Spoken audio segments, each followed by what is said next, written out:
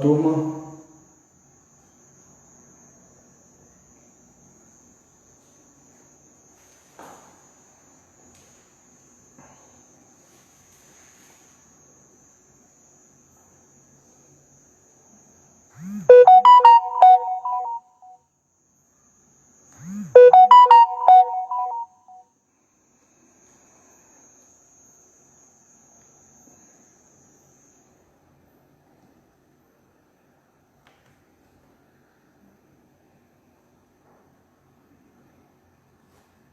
Estou aguardando vocês.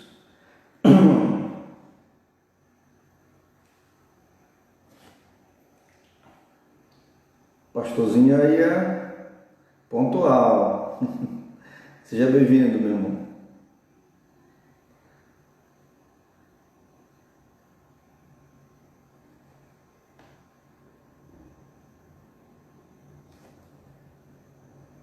Vamos aguardar a turma chegando. Boa noite. Boa noite a todo mundo. Na verdade, esse horário era da professora Patrícia e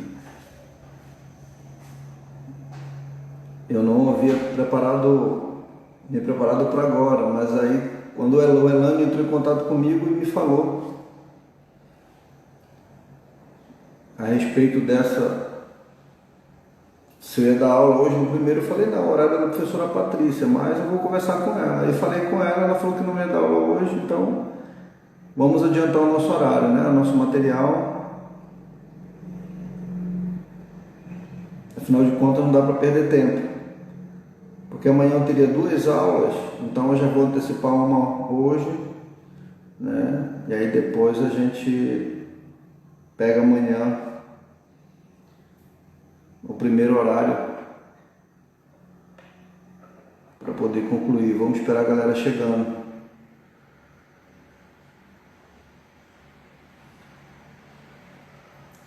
E Alisson, tu fica lá auxiliando o professor Elcio nas aulas dele, né?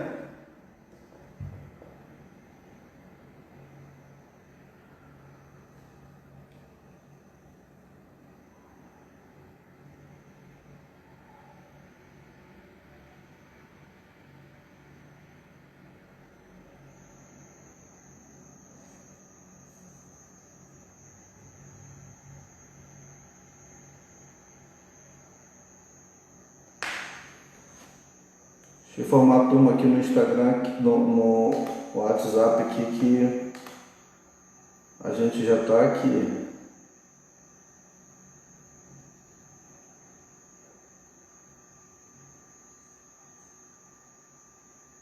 Voltou ao normal?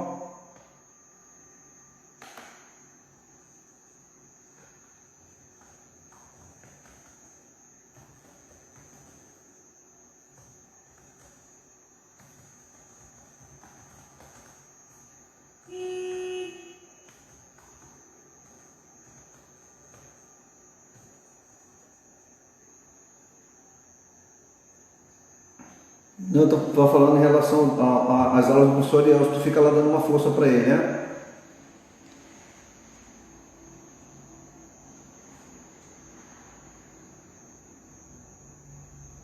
Elânio, boa noite, o Alisson.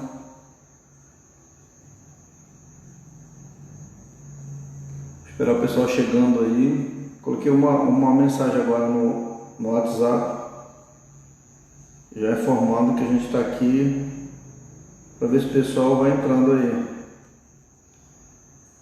Eu percebo que o pessoal assiste mais na plataforma, né? Depois eles vão lá assistir mais, acho que por conta do tempo, cada um lá ajusta da sua forma, né?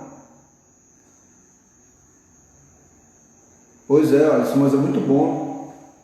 É muito bom quando a gente tem alguém para auxiliar a gente nessa transmissão. Eu vou colocar um fone aqui porque eu acho que aqui na sala ele acaba pegando um reverb muito grande da sala. Não sei como é que chega para vocês o áudio aí, mas parece, aqui, pelo que eu percebo, gera um reverb na sala que fica meio embolado. Como é que está ficando o áudio para vocês aí?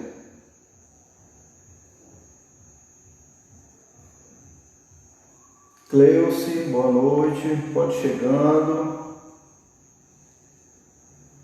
Vou colocar um fone aqui para ficar mais. Eu acho que ele acaba ficando mais definido o áudio.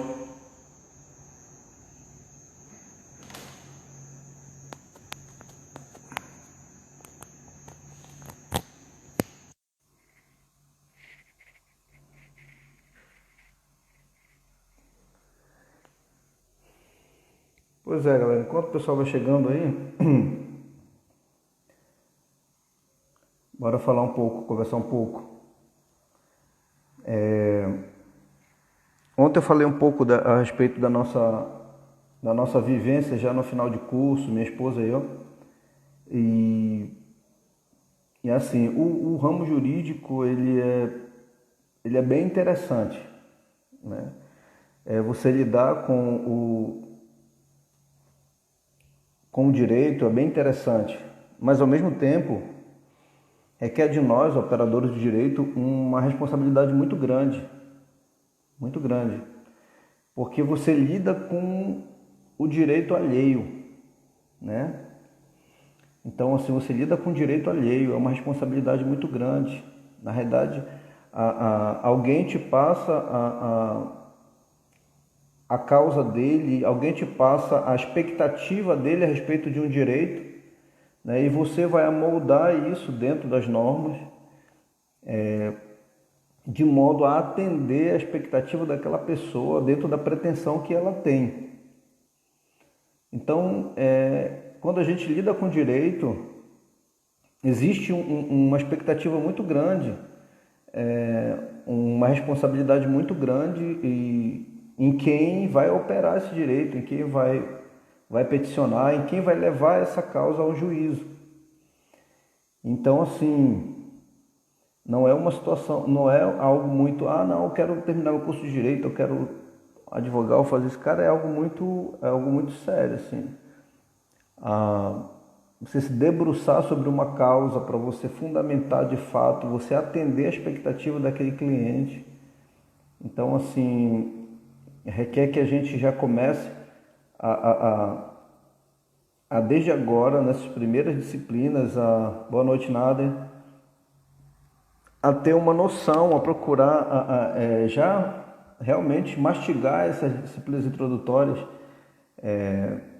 para poder, principalmente essas, assim, algumas mais teóricas, mais a título de conhecimento mesmo, para que você aprofunde mais, conheça, e é o caso da nossa disciplina, que você perceba como se deu essa evolução no direito. Eu quero que vocês tenham esse olhar para essa disciplina, porque ela é bem diferente você falar de algo contemporâneo, né? Você falar de algo que está aqui, vamos falar aqui um pouco sobre o Código Penal. Eu pego o Código Penal, né? Vou ler para vocês e tal, vou pegar um crime aqui, vou ler, vou falar da pena, né? Mas assim, a nossa é meio complicado parar para você estudar a história, né? Ver como foi a evolução, como foi que se deu. Então, assim, eu quero que vocês tenham essa noção, né? Ontem eu acho que foi a Fran que perguntou, né? Mas isso cai na prova, isso e tal, a lei das 12 tábuas, por exemplo. Mas era assim, algo que nos dá nos demonstra esse processo evolutivo. Então eu quero que vocês tenham esse olhar para essa disciplina. E em algumas situações vocês que já estão começando, estão lidando com o professor Arielso já na parte civil, na hora que vocês detectarem alguma coisa, né, como eu falei ontem das árvores limítrofes, né? Então eu falei da servidão, e na hora que eu estava comentando, alguém falou, o professor falou isso, ele está dando isso. Então, assim, é bom a gente ter esse feedback para vocês poderem ter esse parâmetro do que foi, do valor histórico, né, da evolução do direito ao longo da história, né, e a importância desse processo evolutivo. Então, assim, a gente falou ontem, e eu achei interessante que eu fui buscar a ver ontem a gente falando sobre a lei das 12 tábuas, e assim, o STF ele tem na página dele, tamanha importância da lei das 12 tábuas, ele tem estampado no site do STF, porque a lei das 12 tábuas ela serviu de base, ela serviu de base para o que a gente entende hoje e usa hoje como codificação. Então, codificação.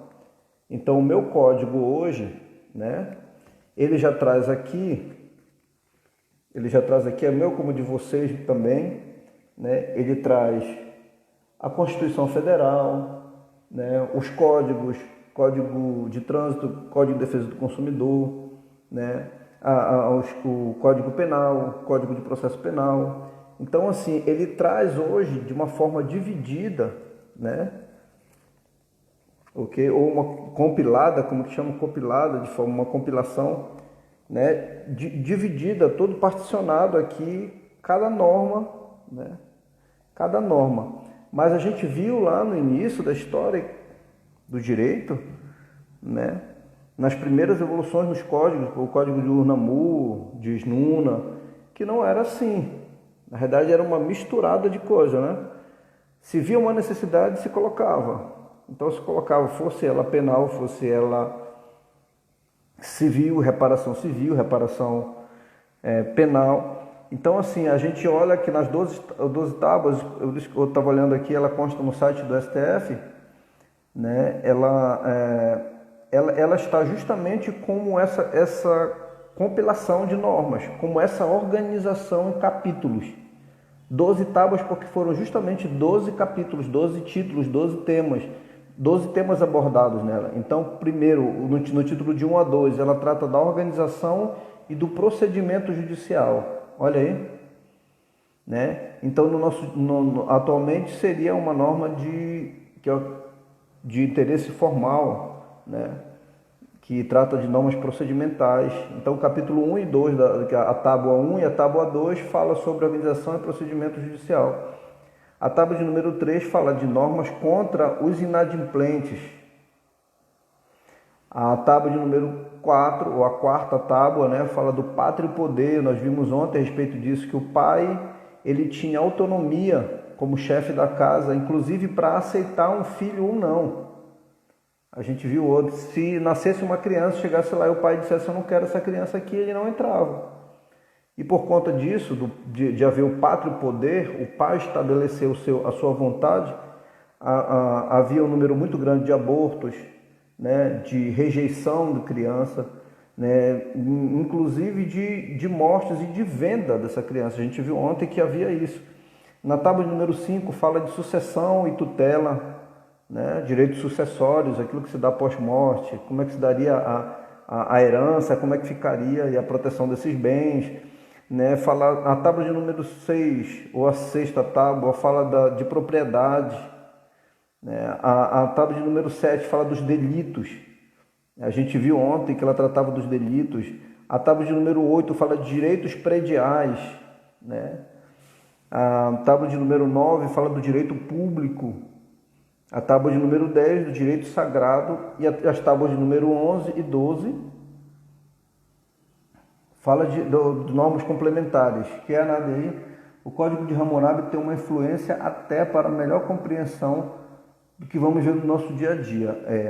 Realmente, o Código de Hammurabi, a gente percebe assim que pelo tempo, né, por ser bem atrás, até mesmo se comparar com as 12 tábuas aqui, ele já trazia uma codificação, né, de assuntos, de temas bem próximos daquilo que a gente tem hoje, né? E uma coisa que eu achei muito massa, assim, que eu não tinha essa noção quando eu fiz essa disciplina, eu não tinha estudado sobre isso, que agora eu parei para estudar, para dar aula para vocês, foi a respeito do princípio da publicidade, que Hammurabi já trazia. Enfatiza direito civil, normas de reparação civil. Vocês lembram que ele fala lá do erro médico, né? Ele fala lá Hammurabi fala no caso de normas prediais, como se for feito, pelo que, né, se não atender, se o muro não tiver de acordo, se a parede cair, se tem que haver reparação e tal. Então ela já começa falando, já trata de normas. O problema de Hammurabi, que a lei das 12 tábuas, o problema não, na realidade o processo é evolutivo, cada um a seu tempo, né, que já veio trazer a lei das 12 tábuas, foi porque ela foi organizando por tema, por tópico, né? Igual hoje nós temos nos códigos, né? Todos os códigos, se você for pegar para você observar, todos os códigos eles trazem, né, dividido: direito penal, processual penal, Constituição, né? E assim, e as 12 tábuas elas já vieram trazer isso, dividido em capítulos. A própria Constituição, se tu pegares, a Constituição, ela já vem com essa divisão dentro de títulos e capítulos, né? Títulos e capítulos. Então, a lei das 12 tábuas ela já vem trazer isso. Aqui no site do STF, ele faz um breve relatório diz da importância da lei das 12 tábuas, e ele fala com quanto seus originais da lei das 12 tábuas tinham se perdido, né? Os historiadores reconstruíram parte do conteúdo nelas existente, através de citações e autores dos mais diversos. Com base nesses estudos, o esboço do conteúdo das tábuas pôde ser feito. Então elas se perderam, né? Mas com base do registro que já tinha, das citações que tinha à época, ela foi reconstruída. Algumas previsões trazidas nela foram reconstruídas, né, a partir das citações que já tinham, a partir do registro que já tinha sido documentado nessa época. Então, assim, eu quero que o olhar de vocês esteja voltado para essa evolução do processo, Hammurabi foi o cara. Realmente. Ele trouxe um avanço à época. Se tu perceberes assim, quando saiu dos povos ágrafos, que começou o código de Esnuna, do código de Esnuna até o mesmo de Unamu, um pouco antes. Se você começa a perceber que tinha aquele aspecto de pena muito forte, de penas cruéis, de tudo, como Hammurabi começa a preparar o seu código, você percebe uma evolução, um salto quilométrico, né? Nessa visão que ele tinha da aplicabilidade, do caráter retributivo, mas ao mesmo tempo compensador ou substitutivo de penas, né? Penas físicas por penas restritivas de direito ou penas pecuniárias. Então, assim, você percebe que ele já começa pode-se considerar um jurista. Cara, eu acredito que para a época, você percebe, se você for olhar, por exemplo, na época, o direito não se olhava muito com esse olhar do jurista em si, né? Mas se olhava com alguém que fazia... se registrava o direito, né? Não se tinha muito esse papel do jurista hoje, que a gente, fazendo um paralelo com a atualidade, o jurista hoje a gente percebe aquele que, além de escrever a respeito, né, ele além de escrever a respeito, ele não edita normas, mas ele expõe seu ponto de vista, né? Geralmente trazendo um olhar crítico, geralmente demonstrando a sua visão doutrinária a respeito de um determinado assunto. Hammurabi ele veio mais como um legislador, mesmo se tu fores observar, né? Ele conseguiu colocar a expectativa das pessoas diante de um período onde tudo terminava no corpo, né? Em penas que traziam resultados físicos, consequências físicas. Ele conseguiu trazer para dentro da norma, né? Para dentro do livro, normas a serem seguidas, né? Normas a serem seguidas que tiravam muito esse caráter torturador, cruel da pena, né? Ele conseguiu trazer isso de uma forma menos agressiva. E outra coisa, para te ter uma noção como Hammurabi estava à frente do tempo, que, né, além de ser criado o código, que era um um bloco monolítico de 2 metros com 3.600 inscritos. O cara pegou e teve a ideia de se colocar no lugar alto, né? No colocar no lugar alto para poder se ter, que as pessoas tivessem esse direito a conhecer aquela norma. Então, assim, a gente percebe que Hammurabi, ele estava realmente à frente do seu tempo, né? Ele estava muito à frente do seu tempo. Na realidade, a própria aplicação da técnica desenvolvida, né, que é a técnica cuneiforme, né, já é uma evolução para a época, né, porque não se tinha como registrar, não se tinha uma forma de registrar um código, de se codificar aquilo, porque não se tinha uma escrita, não se tinha um reconhecimento. E essa técnica cuneiforme, ela propiciou isso. Os caras pegaram e ter a ideia de pegar um bloco monolítico de barro, como se fosse uma parede, né, de 2 metros de altura, e usar a cunha de madeira para poder fixar a norma, e além de fixar, de registrar a norma que foi criada por Hammurabi, ter a ideia de se dar publicidade para isso, de se colocar no lugar alto da cidade, que se pudesse ver, todo mundo, os cidadãos livres no caso, né, os ávidos, poderiam ir lá e ter contato, inclusive conhecer, ler, se aprofundar e anotar a norma, né? Então eu concordo contigo com a importância de Hammurabi.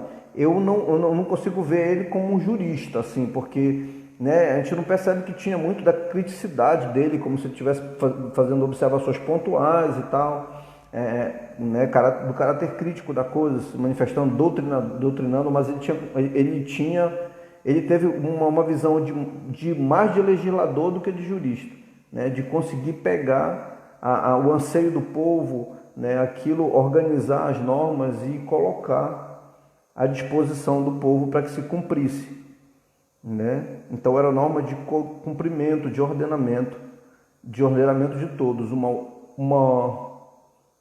uniformidade da norma, né? A gente percebe muito isso, Nádia, e demais alunos, né? Eu falando para todo mundo aqui, o Nádia está perguntando mais, aí eu vou direcionando para ele. Se vocês perguntarem mais, a gente vai lá. Por exemplo, uma das deficiências que eu vejo nesse período que nós estamos, que é conhecido como um período de exceção constitucional, né? Eles não admitem que se chame de período de exceção em si, embora seja um período de exceção, mas ele é período de exceção constitucional, porque ainda se mantém o Estado de Direito, né? No período de exceção se tira o Estado de Direito, né? Mas no período que nós estamos se mantém o Estado de Direito, e eles chamam um período de exceção constitucional de exceção. Nesse período que nós estamos vivendo, uma deficiência que eu percebo foi justamente o fato de não se ter uniformizado uma norma. Por exemplo, se decretou um estado de calamidade pública na nação e não se editou uma norma em seguida. Essa norma até hoje está tramitando, nunca saiu, acho que lei, não lembro qual o número dela, mas nunca saiu, ou seja, para se poder dizer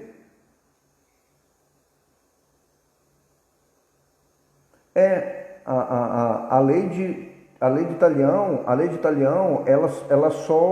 ela trazia a essência, na realidade. Se você parar para você ler, isso fala do caráter retributivo, entendeu? Da pena. Então é tipo assim, toma lá, dá cá, olho por olho, dente por dente. Ela dizia a respeito, a pena é proporcional ao dano causado. A pena é proporcional ao dano causado, entendeu? Né? Então, assim, o grande problema que se tinha na realidade, a lei de Italião, como a gente estudou, ela não era uma lei em si, ela era um sentido que se trazia, esse sentido de retributividade, né? A pena ela tinha que ser a resposta para o dano causado. Então, se você vai e mata o meu filho, eu vou e mato o teu filho. Entendeu? Então era assim, era toma lá da cá, olho por olho, dente por dente. Na proporção que você lesa, que você aplica a tua conduta, eu reajo com a pena. Ela é proporcional. Então era um sentido que se trazia a aplicação do Código de Hammurabi. Então assim, era esse sentido retributivo, a lei de Italião, né? E tem alguma, ela era mais radical, mais cruel no aspecto penal, né? No aspecto penal, aonde se aplicavam as penas, né? Geralmente os danos mais graves, né? O crime de roubo, né? O crime de roubo. A gente vê um pouco disso ainda no Oriente Médio, em alguns países, né? O cara que rouba, se ele é pego, em alguns casos, amputa a mão, ou te corta um dedo, né? Então, assim, é meio nessa proporção. Na realidade, assim, a gente percebe o quê? Fazendo um paralelo com o tempo de hoje, que não existia um caráter humanizado da pena, né? Se analisando os porquês. Por exemplo, hoje a gente percebe, por exemplo, vamos pegar um crime aqui como tráfico, por exemplo, né? Então a gente percebe, a depender do caso, que muitas vezes as pessoas dependendo de onde elas nasçam, como elas convivem, o meio que ela está inserido, ela não tem muita escolha, né? Ela não tem muita escolha. A gente percebe, por exemplo, em algumas situações, principalmente no Rio, assim, que as pessoas, em alguns casos, crescem naquele ambiente e elas acabam sendo impostas pelo tráfico. E quando vai se percebendo, naturalmente já está fazendo aquilo desde criança.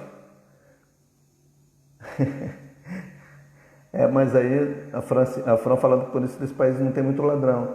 Mas assim, o grande problema de Hammurabi, e nesse período da lei de Italião, era justamente que não se tinha facilidade em comprovar a veracidade das coisas, entendeu? A veracidade das coisas. Então alguém poderia, por exemplo, sofrer uma amputação ou até perder a sua vida sem que realmente, de fato, fosse comprovado que era ele o autor do delito, entendeu? A gente não tinha um teste de DNA, a gente não tinha corpo de delito como nós temos hoje, né? A gente não tinha os exames microscópicos, a perícia técnica, não existia nessa época. Não, muitos inocentes, é isso que eu estou falando. Então, assim, a diferença no nosso tempo é que hoje nós temos como realmente averiguar. Na realidade, existem dois processos, né? Existem dois processos. Até que um crime cometido contra alguém se torne uma ação penal, existe um processo, uma fase pré-processual. Ou seja, uma fase de averiguação, né? Quando alguém vai na delegacia e registra um boletim de ocorrência, esse é o primeiro momento, né? É um primeiro momento. A partir dali, o delegado, de posse daquela informação que alguém disse, olha, eu passando por ali, alguém me deu um tiro, alguém me agrediu, de posse dessa informação se começa o levantamento da prova. Então o delegado ele vai começar, ele instaura um inquérito policial, né? Os policiais, os investigadores vão fazer as suas incursões pelos locais que foram detalhados. Se foi, a pessoa que me agrediu mora na casa número tal, no bairro tal. Os investigadores vão até aquele local, vão lá, vão confirmar se aquela pessoa está ali. Não, ela não está aqui.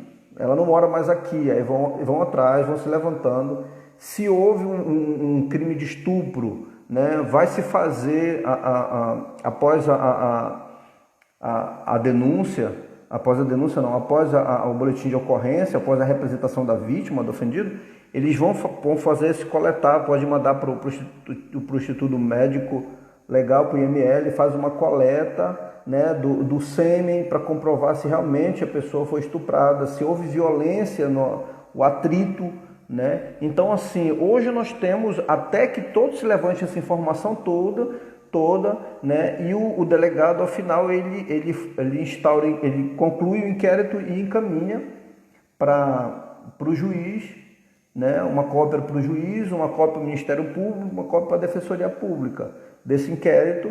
E aí o Ministério Público vai, de posse desse inquérito, oferecer denúncia ou não. Porque se não havendo indício suficiente de autoria e materialidade, o Ministério Público vai pedir para o juiz o arquivamento desse inquérito. Então, assim, nós temos duas fases, né, até que se chegue a uma ação penal. Olha, para vocês verem como o negócio é sério. Então, assim, para que você venha a atingir a restrição de liberdade de alguém, ou seja, fazer com que alguém fique preso, ou restringir ele nos seus direitos, né, tem que ser um motivo muito forte. Tem que ser um motivo muito forte. Né? Por isso que em algumas situações, se a pessoa é réu primário, tem bons antecedentes, residência fixa, emprego ilícito, o cara é colocado em liberdade, coloca uma outra pena para ele cumprir, mas para se atingir a liberdade da pessoa tem que ser algo muito forte. Então, não sei se vocês viram uma polêmica que teve, que até o STF suspendeu isso, que veio no código agora do Moro. Como é o nome que fala? No pacote anticrime do Moro, né? Que seria o juiz de garantias, né? Que até foi inserido pela Câmara dos Deputados, até o Moro não concordou. Isso foi esbarrar no STF, foi suspenso, está suspenso a eficácia dessa norma. Se traria justamente o juiz que é tratado, ia cuidar, o juiz de garantias seria aquele que vai estar nessa fase inicial, né, de receber o inquérito, de fazer audiência de custódia do preso, né, até o oferecimento da denúncia do Ministério Público e a aceitação por ele, aí se torna uma ação penal, aí ele sai de jogada e entraria o juiz titular da ação. Então seriam 2 juízes para cuidar de uma ação penal, para vocês verem a seriedade, né, de se mexer de se violar, de arriscar restringir a liberdade de alguém, né? Restringir a liberdade de alguém. Então, nesse período histórico que a gente está vivendo isso, a gente percebe que não se tinha esse cuidado, não se tinha os aparatos necessários, né? Não se tinha tecnologia suficiente, não se tinha nem conhecimento, muito sério. E aí, o que se fazia? Muita gente morria inocente, muita gente era penalizada inocentemente, perdia membros, né? Já pensou? Um médico, para vocês terem a noção, vocês lembram que a gente viu o caso do médico? Se o médico não agisse com a perícia necessária e isso provocasse, né, a morte de alguém, ele teria amputado a sua mão. Então você vê a desproporcionalidade, né? Ou podia ser um fator, por exemplo, um fator alheio à vontade do médico. Ele não fez aquilo ali, não existia dolo ali no caso, né? Não existia culpa do médico, né? Então, assim, não se aferia a negligência, a imperícia, a imprudência, que são os requisitos da culpa, não se aferia isso. O cara fez, aí por isso que vem, Nader, por isso que vem para vocês o sentido do olho por olho, dente por dente. Quero que existia retributividade. Não, sem se levantar porque cargas d'água aconteceu aquilo. Se o cara tirou a vida de alguém, mata ele. Simples assim. Entendeu? Se alguém chegou dizendo aqui que o fulano foi e tentou agarrar ela à força, vai, corta a mão dele. Então, assim, né, para vocês verem como a vida não tinha muito valor e os critérios analisados para se aplicar uma pena, né, penas físicas, era muito fácil para alguém cometer algo que seria desproporcional, né? Desproporcional. Por exemplo, hoje a gente fica chocado quando a gente vê, um tempo desse aconteceu pelo menos umas 2 vezes, pessoa entrando no supermercado, ser pego furtando algo e os seguranças levarem aquela pessoa para dentro de uma sala reservada e ir lá torturar, né? Teve o caso até de alguém que parece que seguravam, batiam com cacetete, com cabo de vassoura, outro segurava fio elétrico, alguma coisa assim. Isso é tortura. Então, assim, quando você vê uma agressão dessa hoje, você fica horrorizado. Não, esse cara desse, ele tem que ser preso, ele tem que ficar... Mas, assim, isso era normal na época. E por muito menos, por se punir alguém sem comprovar nada. Então, justamente essa era uma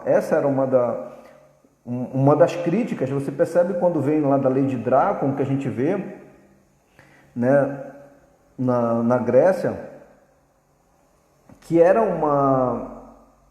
que era uma tentativa, a lei de Draco era uma tentativa de resolver esses problemas que geravam um conflito social. Gerava um conflito social. Aí, mas o que acontecia? Só que quando se chegava na parte de pena, né, o aspecto penal da lei de Draco, ela mantinha ainda a mesma gravidade que existia antes, né? No entanto que até hoje, quando se fala na expressão draconiana, né, você vê que tipo assim, é algo legal, algo que está na lei, mas é desproporcional na sua aplicabilidade. Então a expressão draconiana hoje é usada, ela refere isso, significa isso. Algo que está na lei, está previsto na lei, mas é desproporcional na sua aplicabilidade. Tá travando, gente, aí? Eu não tenho essa noção aqui. Então, assim... Poxa, cara, será que é minha internet? Aí vem... depois disso, a gente vem para a lei de Solon, que já foi essa tentativa de trazer essa paz social, né? Trazer essa paz social, e aí ele vem aplicando, né, normas mais brandas, porque como nós vimos ontem, Solon já tinham vivido uma vida, né, de declínio social, né, e tinha conseguido superar. Então seria alguém que a sociedade achou que deveria ser a pessoa apropriada para desenvolver uma legislação, principalmente em relação aos devedores.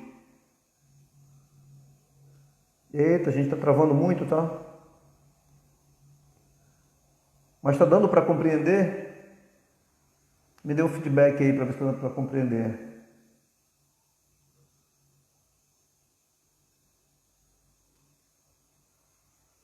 Então, qualquer coisa vocês me falam aí que aí a gente vê como é que resolve. Então, assim, aí, voltando aqui para o aspecto, eu estou fazendo essa volta aqui para a gente poder ter essa noção. Nada falando do Código de Hammurabi, a gente vem voltando. Então, assim, o processo evolutivo se deu dessa forma. Até esbarrar...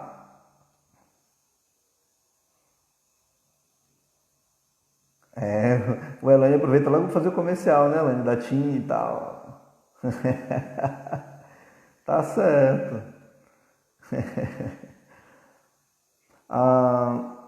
Então a gente chega... O que eu quero que vocês percebam, por exemplo, essa evolução. Chegamos à lei das 12...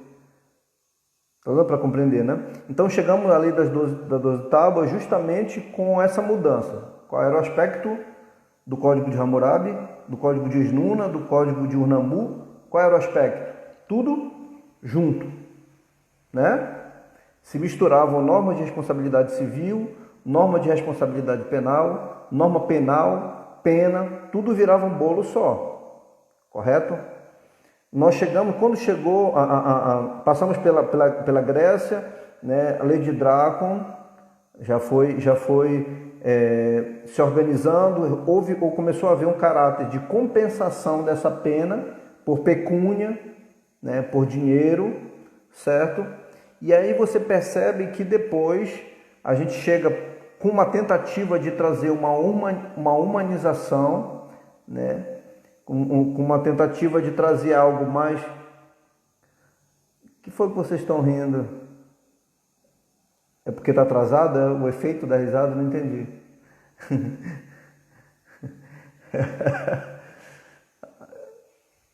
Aí já se trouxe esse caráter mais humanizado com a tentativa de Solon de trazer uma pena envolvendo questões mais de dívidas, né? Vocês lembram? O que é que vocês lembram da dívida? Como era que era aplicada lá no Código de Hammurabi? Alguém lembra? Se alguém devesse, ele podia ficar até o quê? Quanto tempo? Ele poderia ser escravo dos... Alguém lembra assim? Dos ávinos eram o quê? Ávinos eram o quê? Povos livres, né? Então os homens livres eram os ávinos, certo? Todo mundo está aqui comigo? E aí vocês lembram que se alguém devesse, o cara podia ser livre, podia ser um Avilon da vida. Se ele devesse, se ele tivesse uma dívida, ele poderia se tornar escravo de outro homem livre, né? Ele poderia se tornar escravo de um outro homem livre. E ele tinha que ficar por um tempo, né, trabalhando com esse homem, né, com essa pessoa que agora seria o senhor dele, para poder pagar essa pena. Opa, é lá nisso mesmo. Aí com Hammurabi já estabeleceu um lapso temporal, ou seja, o máximo que ele poderia ficar como escravo, um Avilon como escravo de um outro homem livre trabalhando seria de 4 anos, certo? Após 4 anos se extingue a pena e ele tem que voltar à vida dele de liberdade. Então vocês percebem que Hammurabi já foi, como o Nader estava falando ainda há pouco, houve uma evolução. Hammurabi deu um salto assim gigantesco, né, nesse processo humanista, nesse processo de compensação da pena e de previsibilidade de lapso temporal da pena e de proporcionalidade ao dano causado. Então, assim, a publicidade foi esse processo. A gente acabou fazendo uma volta lá e a gente vai tentar entrar agora aqui no tema da aula de hoje, que é ainda o período. Nós falamos do período arcaico ontem, acho que nós entramos no período clássico, né, já do direito romano, e a gente ia entrar praticamente no período do pós-clássico, tá? Mas a gente vai lembrar um pouquinho aqui da nossa aula passada para a gente poder começar a entender isso. Então, a sociedade romana, como vocês observaram na nossa aula passada, eu gostei da interação aí, porque dá uma dinâmica melhor na aula, né? As perguntas que vêm daí de vocês, as dúvidas, ela dá uma dinâmica melhor na aula. Então, assim, se vocês quiserem adotar essa prática aí, fica muito, muito legal, né? Fica muito legal. Porque não fica só aquela coisa, professor falando, só aluno ouvindo, né? E como se trata de história, fica muito carregado né? Então, assim, começou essa característica do direito romano. Como é que isso se deu? Como é que isso começou a evoluir, né? A gente já viu que Roma tinha uma característica rural, né? A organização social era primitiva, ainda pouco complexa. Então a história de Roma, ela se divide em 3 períodos, né? A gente viu a respeito disso, que é o período da realeza, né? Nesse período da realeza, os reis, eles eram, como a gente conhece do período absolutista, a diferença é que eles eram eleitos, né, através dos comícios, né, Então, nesses comícios, para poder eleger esses reis, se excluía quem? Os plebeus e os escravos, né? Eles não poderiam participar, e isso se dava através de assembleias, né? As escolhas desse rei se davam através de assembleias. Só que esses governantes, eles eram vitalícios, ok? Vitalícios. Porém, a gestão deles não era hereditária, né? Quando a gente vê hoje, por exemplo, a rainha da Inglaterra, né? Os seus parentes, a sua dinastia, ela é passada de mãe para filho, filho para neto e vai embora, né? Nesse período aqui não existia essa hereditariedade, mas esses governantes, esses reis, eles já tinham cargo vitalício, ou seja, para toda a vida, né? As suas gestões não eram hereditárias, e em caso de mortes ou de eventuais renúncias, eles fariam novas assembleias, ou seja, né, novas votações. Isso era chamado de comícios curatos, né? Essa nova eleição para se escolher se alguém que ia substituir e ocupar o cargo daquele que não mais estava ocupando. Então, nesse período, o rei ele comandava os aspectos religiosos, os aspectos administrativos, ele concentrava inclusive os aspectos que diziam respeito à justiça, né? Tudo se concentrava na mão do rei, né? E as decisões dele não admitiam recurso. O que ele dizia, isso valia e pronto, né? Só que aí chegou um tempo que se estabeleceu um grupo chamado, que serviu de conselheiros para o rei. Qual é o nome do grupo? Qual é o nome do grupo de pessoas que serviam de conselheiros do rei, que faziam sugestões ao rei, embora não muito aceitos, mas eles sugeriam ao rei mudanças ou aquilo que eles opinavam. Qual o nome desse grupo? Vou aguardar aqui.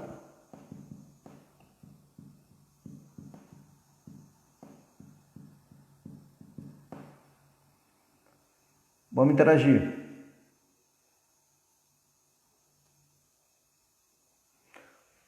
O rei tinha poder absoluto, certo? Inclusive na justiça, né?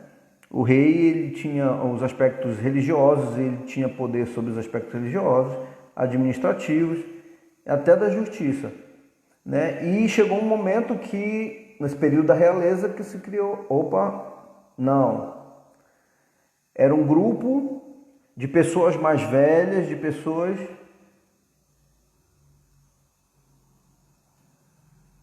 Tá, tem duas situações aí, vamos parar para resolver. Vamos parar para resolver. Os plebeus e os escravos, eles ficavam de fora. Eles não tinham voz nas assembleias, né, nos comícios para a escolha do rei, certo? Escravos e plebeus não tinham voz. Tá definido? Ok? Elânio, o grupo que se levantou nesse período, que foi criado para aconselhar o rei, para ser conselheiro do rei, senadores, isso. Senador, certo? Perfeito. Que a palavra no original do grego, do romano, era senatus. Senatus, que foi derivando da palavra senis, né, que significa ancião, que aí hoje nós temos a palavra muito conhecida, sênior. Então esse grupo, eles detinham mau conhecimento, eram pessoas mais idosas, mais experientes, né, que tinham uma única função, aconselhar o rei. O Senado, eles eram vitalícios, tá? Eles não tinham eles apenas aconselhavam o rei, nem sempre o rei seguia. Ele era soberano, nem sempre ele seguia, mas eles tinham essa função de aconselhar. Eles só não tinham a função, essa função legislativa que hoje se tem no nosso atual Senado, essa função legislativa, nessa época não existia, né? Eles não tinham esse poder específico de legislar, né? O Senado seria só para aconselhar o rei e nem sempre ele era ouvido, né? Então esse período durou mais ou menos 200 anos. A gente está falando aqui de Roma Antiga, ok? Roma Antiga. Então, assim, 200 anos durou esse período, até o advento, né, da República. República. A palavra república vem da junção de duas palavras. Quais são? Vamos fazer uma aula hoje interativa. República vem da junção, da aglutinação de duas palavras. Ali na frente já vai entrar os magistrados. Bora, depois dessa resposta a gente entra nos magistrados. É mesmo, Fran, isso mesmo. 300 de Espartas, ele se dá justamente nesse período. Sim, galera. República vem da aglutinação, da junção de duas palavras. Quais eram? E o significado dessas palavras, quais eram também? Estou aguardando.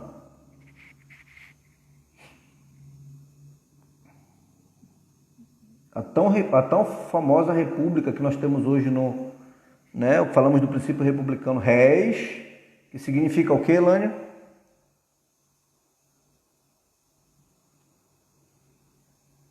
O que mais? Qual o significado da palavra res? De república. É formado pela aglutinação de duas palavras, res e pública. qual o significado de res é coisa, né? Pública do povo ou de todos.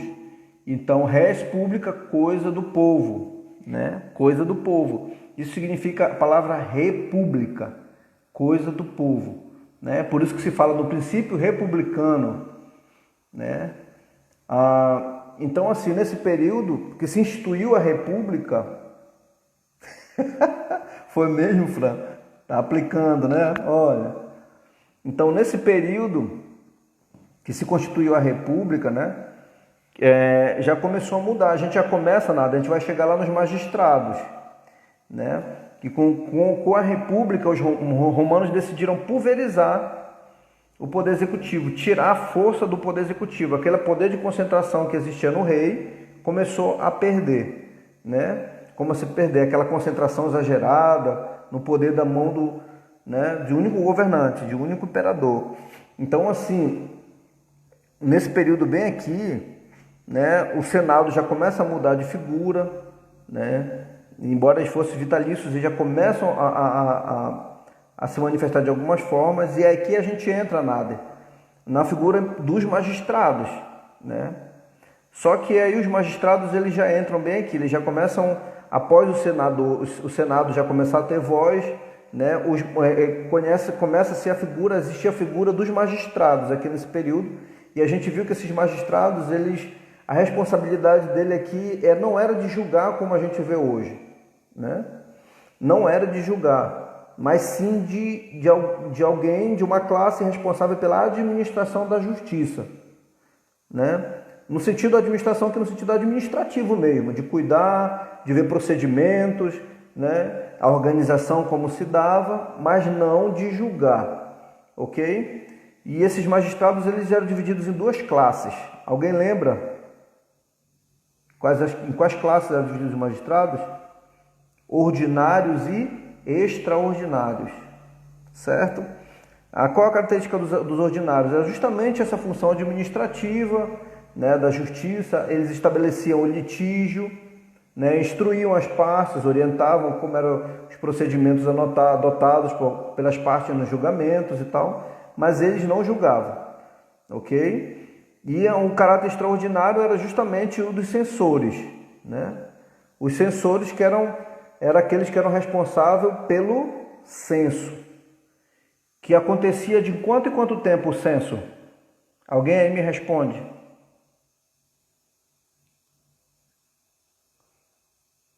Entendeu, Nádia? O censo acontecia, a característica extraordinária dos magistrados era os censores, aqueles que eram responsáveis pelo censo. O censo acontecia de quanto em quanto tempo nesse período? O que era o censo? Era levantar as informações, o patrimônio, a família, quantas pessoas tinha, igual acontece hoje, né?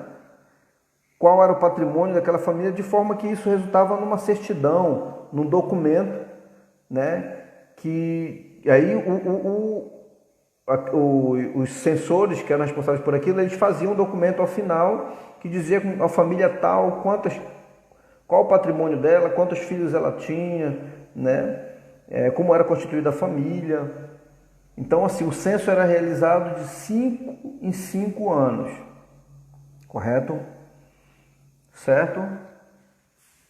Então, esse período de Roma durou mais ou menos 500 anos, até o advento do Império, né?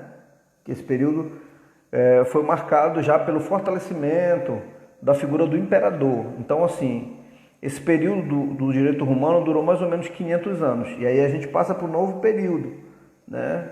Que aí já traz um novo processo de evolução do nosso direito. Tá? Vocês conseguem visualizando aí como esse direito está evoluindo, né? Como ele está evoluindo, a gente já começa a falar aqui nesse período de Senado, a gente já começa a falar nesse período de magistrados, a gente já começa a falar nesse período de censo, tudo que existe hoje, mas que não é novidade, porque vem dessa época aí, né? Algumas coisas foram se ajustando, evoluindo ao longo do tempo, mas já existiam nessa época, foram criadas nessa época. Por isso que se diz que o direito romano tem uma influência muito grande no nosso direito, porque essa estrutura toda da justiça, né, procedimental principalmente, ela foi definida muito nesse período. O período arcaico, ele diria, como a gente viu ontem, a gente vai entrar agora de novo, ele tratava geralmente da família, né? Aspectos da família. A família era o centro, ok? Então a gente viu ontem que o direito romano está assentado em 3 aspectos. Ele se funde em 3 aspectos, né? Alguém pode me dizer aí? Viver honestamente, não lesar a outrem e dar a cada um o que é seu. Ok? Vamos lá. O direito romano era assentado em 3 aspectos. 3 aspectos. Viver honestamente, não lesar a outrem e dar a cada um o que é seu. Tá? Então, a partir daí, o direito romano ele foi construído, a partir desses 3 pilares aí, né? Ele passou a se constituir, passou a se codificar com base sempre nesses 3 pilares. Então, assim, uma forma didática que se achou de organizar isso foi o quê? Foi através de definir esse período em 3, né? 3 períodos, que a gente entra agora no arcaico. É justamente aquilo que o Nader falou ainda há pouco, né? Período arcaico, que na verdade são 3 períodos: o período arcaico, o período clássico e o período pós-clássico, certo? Período arcaico, período clássico e período pós-clássico. O direito romano ele se começa a desenvolver, mas ele desenvolve sobre 3 pilares. Quais são?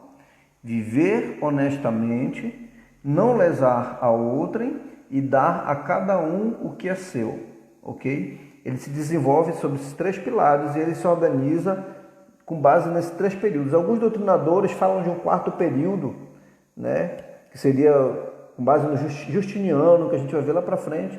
Mas assim, a forma que o doutrinador que a gente está estudando, ele fala de 3 períodos: o período arcaico, o período clássico e o período pós-clássico, né? E a gente entra aqui no período arcaico, que é justamente isso que o Nader estava perguntando a respeito.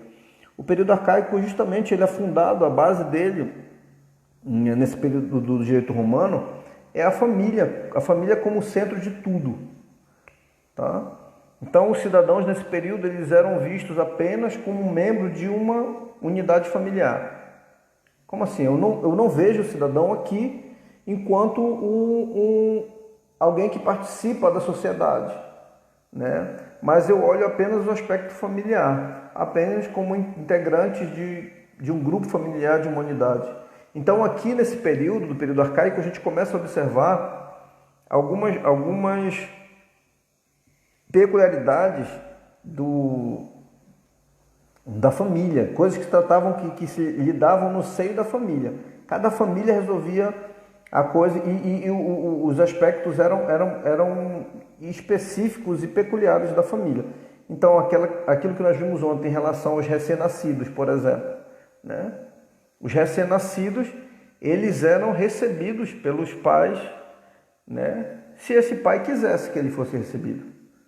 Se o pai não quisesse, ele não era recebido em casa, né? Então, assim, nesse momento, a gente percebe que a criança, né, o impúbere, o menor, ele não tinha direito nenhum, né? Não tinha direito nenhum. O pai podia, inclusive, lesar nada. Viver honestamente, não lesar a outrem e dar a cada um o que é seu. Lesar, de lesão, tá? Ou seja, não entrar no patrimônio da outra pessoa. O Instagram aqui já está me informando que eu só tenho 20 segundos, tá? Lesar, isso. Então a gente vai encerrar nossa aula aqui, certo? E vai voltar agora com outro arquivo, tá? Eu vou encerrar e já volto com vocês, porque o tutorial só entra 21 horas. A gente ainda tem tempinho ainda, ok? Só vou